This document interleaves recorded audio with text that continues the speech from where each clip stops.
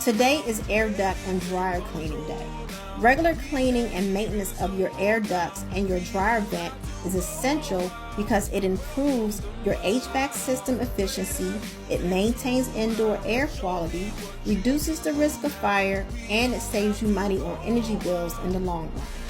Air ducts should be cleaned every 2 years, and your dryer vent should be cleaned annually to prevent buildup of dirt, dust, debris, and lint. If you've never had your air ducts or your dryer vent cleaned, please look into having this service done immediately. I want you and your family to live in a safe home. Thanks for watching and enjoy the rest of the video.